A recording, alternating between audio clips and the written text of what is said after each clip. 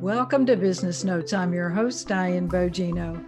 Our guest today is Diane DiResta. Diane is founder and CEO of DiResta Communications, Inc., a New York City consultancy serving business leaders who deliver high-stakes presentations, whether one-to-one, in front of a crowd, or from a virtual platform. Diane is also the author of Knockout Presentations, How to Deliver Your Message with Power, Punch, and Pizzazz. Diane is a certified speaking professional and a certified virtual presenter. Diane, welcome to Business Notes, and thank you so much for being on the show today. Thank you for having me. Diane, it's great to see you. And if anybody wants to look or to know what a professional speaker looks like, they should go look at your videos. You are the just impeccable public speaker. I love it. But tell me, why do you think people are afraid of public speaking? This has been a fear from the beginning of time, I think, probably from the time of Demosthenes when he was putting marbles in his mouth. When I wrote my book, Knockout Presentation, the first time, and it's in its third edition, but the first time I researched people very organically, and I asked the question, well, why are you so afraid of speaking? And I would get responses such as, all eyes are on me. I don't like being the center of attention. What if I forget my train of thought? And when I looked at the answers, the common thread was fear of humiliation.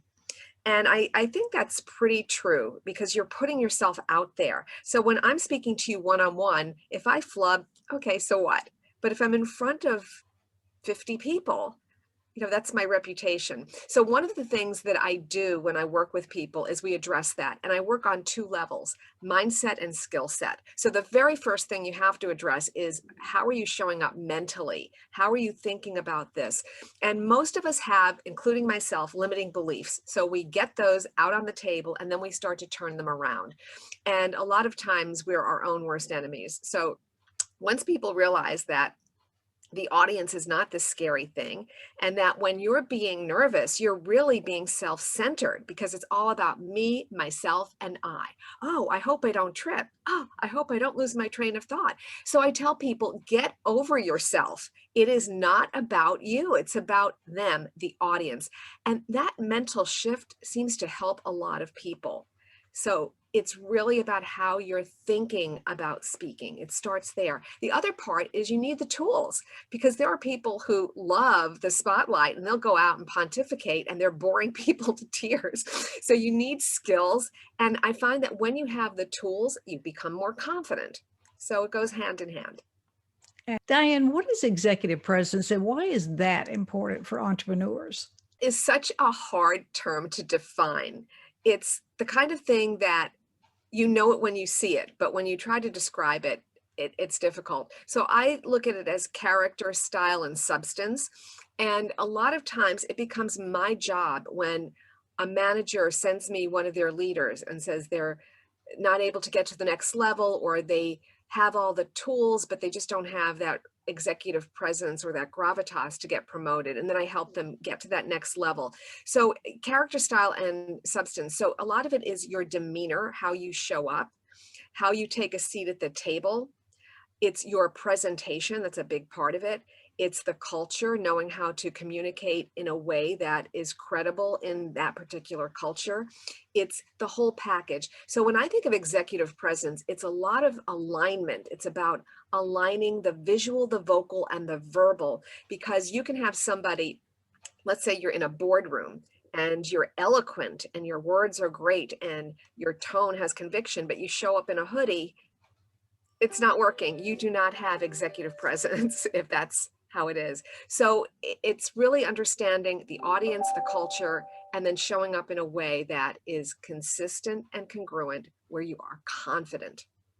Yeah. You talk about in one of your videos about when people don't speak up, it's career suicide. Would you elaborate on that just a little? Especially for women, you need to speak up. People are not mind readers. And many times there have been people who go to a meeting and they don't say anything. And so what is the perception? When you don't speak, people think you don't know.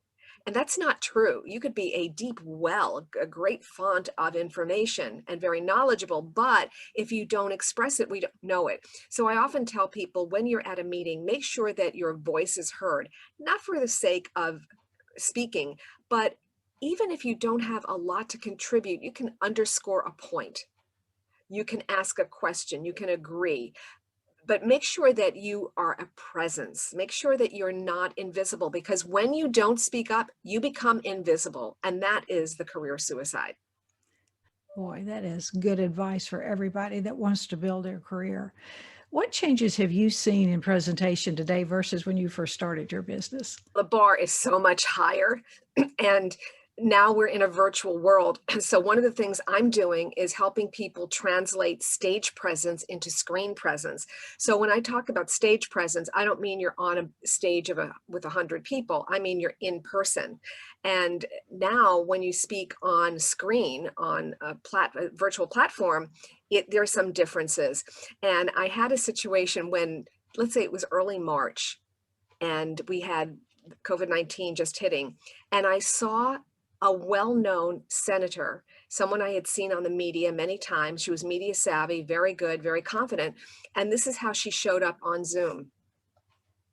She, side of her face looking down. And I was shocked. I thought, how could she be showing up? This is not a novice to media, but she was to the virtual platform. So that made me realize there's much work to be done. So now in companies, they will call me to help them with those virtual presentations. And most recently, one of my clients said, full disclosure, Diane, the company already brought in a vendor and they did 4 hours of virtual training. And I don't like the way my team is showing up. They're too casual, they're too lax, and I want them to be more professional. So I came in and did that. And so part of it is your staging. You'll notice my backdrop, it has a marketing component. I did that deliberately. In fact, the two of us talked about which background to use because I have a room divider, which is really beautiful as well. And you really need to think about what's my branding? What am I going to have as a background that's going to support the message I'm trying to give?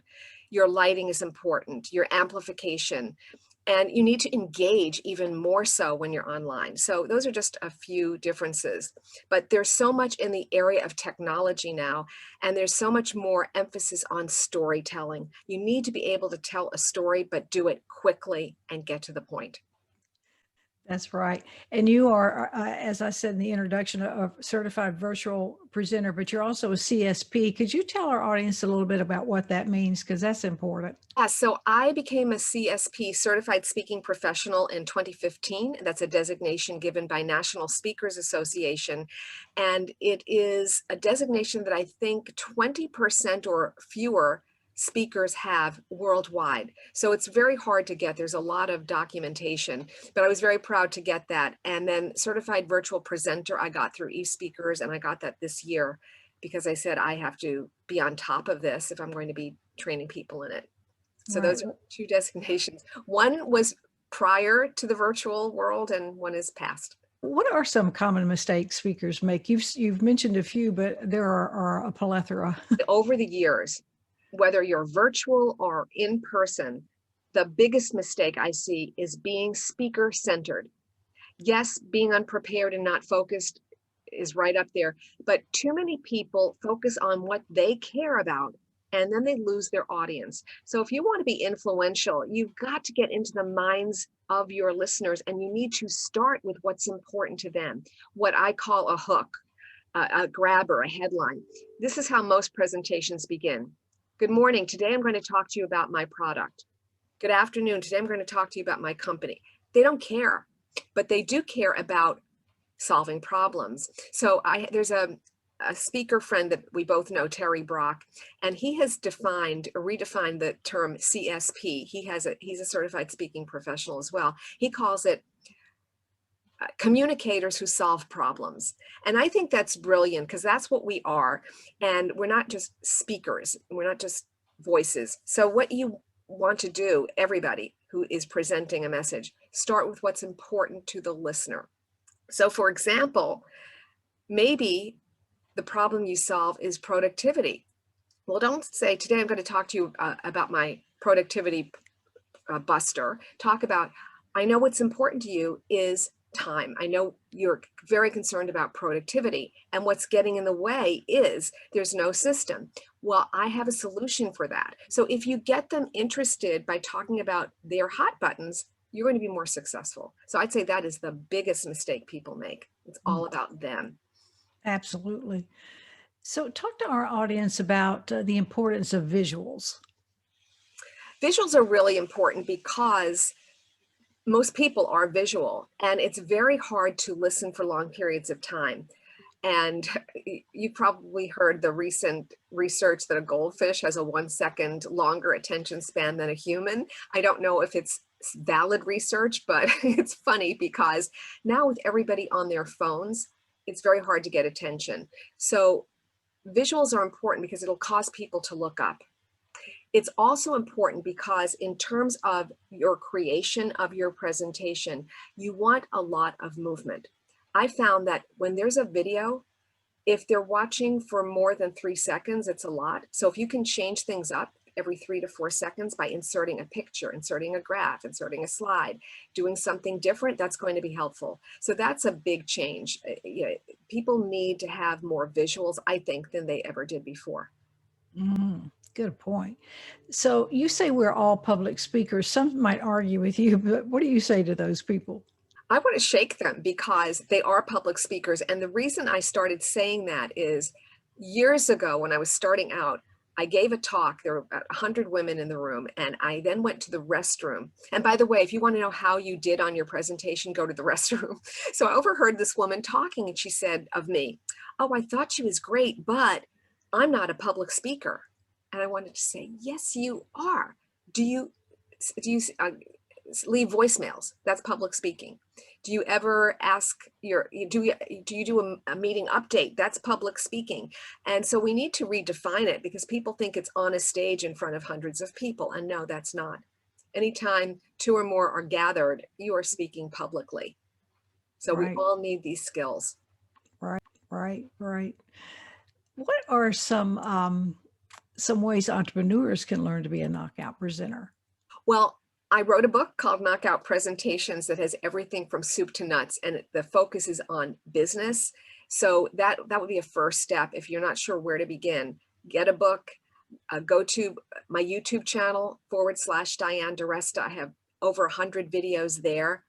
And watch people that you admire. Go to conferences, go watch panels, and look at what people are doing. One of the things that I do when I work one-on-one is I train people to be their own coach so that they can adequately and completely define what's going on. So once they start understanding the skills and they can analyze themselves, they start doing it with news anchors, and they'll say, yeah, we were talking about the pause and I noticed that they paused every few seconds. Yes, there's a science to this. It's an art and a science, and there are definite skills. And when you have those skills, you're going to be better as a presenter and you're going to be more confident as a presenter. Right. So they can get your book on Amazon and on your website too? You can find it on my website, and it will take you to Amazon, and it's also in some of the Barnes and Noble stores as well for those people who are venturing out. Yeah, right. I'm doing all my shopping online right now. And how do you prefer people get in touch with you, Diane? They can go to my website, DiResta.com, which is right here on the screen, D as in David, I-R-E, S as in Sam, T as in Thomas, A.com. DiResta.com is the best way to get in touch with me. You'll find all of my contact there. Okay, great. Diane, anybody that speaks in public, and that it's really everybody, needs to take your advice, and you have brought some very good points to the audience today, and I appreciate your time. Well, thank you. And let me end by saying that gifted speakers are born, but effective speakers are made. Everybody can be an effective presenter. Thank you for watching Business Notes. We've been speaking with Diane DiResta, founder and CEO of DiResta Communications, certified speaking professional, and certified virtual presenter. I'm your host, Diane Bogino, bringing you business ideas you can bank on.